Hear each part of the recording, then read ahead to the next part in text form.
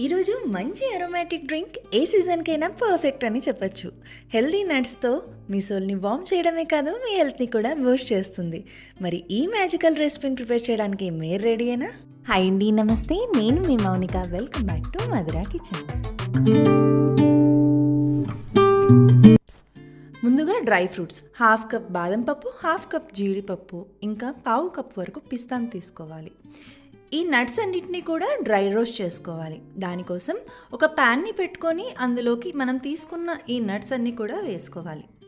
ఈ నట్స్ అన్నీ కూడా లైట్గా కలర్ చేంజ్ అవ్వాలి. జస్ట్ ఇందులో మాయిశ్చర్ వెళ్ళే వరకు వేయించుకుంటే సరిపోతుంది. ఇలా వేయించుకోవడం వల్ల మనకు ఎక్కువ కాలం వరకు అది స్టోర్ చేయడానికి హెల్ప్ అవుతుంది. చూసారు కదా, ఇలా కలర్ చేంజ్ అయ్యాక ప్లేట్లోకి తీసుకోవాలి. ఇవి కూల్ అవ్వాలి. నెక్స్ట్ 15 వరకు యాలక బుడ్డలను తీసుకొని పొట్టును సపరేట్ చేసుకోవాలి.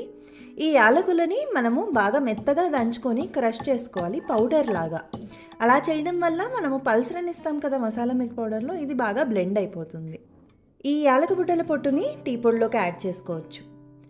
నెక్స్ట్ ఒక బ్లెండింగ్ జార్ని తీసుకొని అందులోకి వేయించి పెట్టుకున్న డ్రై ఫ్రూట్స్ అన్నీ కూడా వేసుకోవాలి. అలాగే యాలక బుడ్డల్ని దంచి పౌడర్ని వేసుకోవాలి.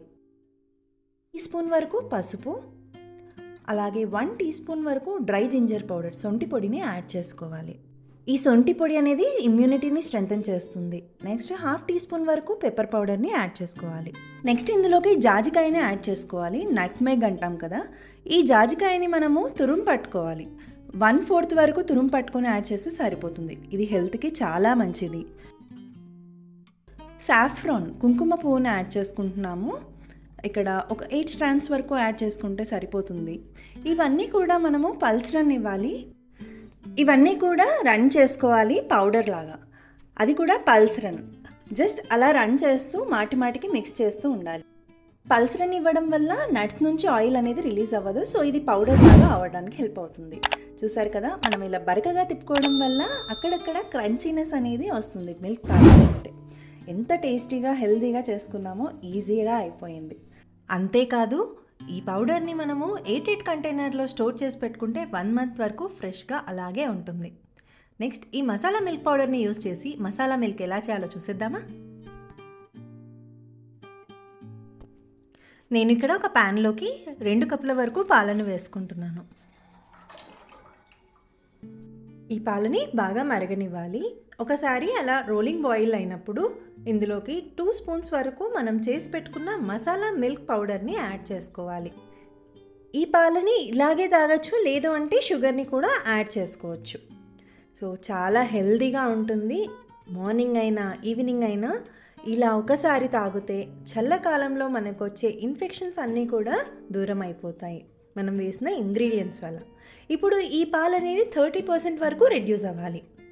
అప్పుడే ఆ కన్సిస్టెన్సీ అనేది పర్ఫెక్ట్గా ఉంటుంది. ఈ వింటర్ సీజన్లో వచ్చే థ్రోట్ ఇన్ఫెక్షన్స్ ఇలాంటి వాటికి ఒకసారి ఈ మసాలా మిల్క్ని తాగి చూడండి, చాలా హాయిగా ఉంటుంది. ఇప్పుడు సర్వింగ్ గ్లాస్లోకి మనం చేసి పెట్టుకున్న మసాలా మిల్క్ని వేసుకొని సర్వ్ చేసుకుందాం. మనం చాప్ చేసుకున్న నట్స్ ఉన్నాయి కదా, అవన్నీ వేసి అలాగే సాఫ్రాన్ని వేసుకొని గార్నిష్ చేస్తే చూస్తుంటేనే నోరుడుతుంది కదా. సో మీరు కూడా తప్పకుండా ట్రై చేయండి. చాలా ఈజీగా చేసుకోవచ్చు. ఒకసారి స్టోర్ చేసి పెట్టుకుంటే 1 మంత్ వరకు అలాగే ఉంటుంది.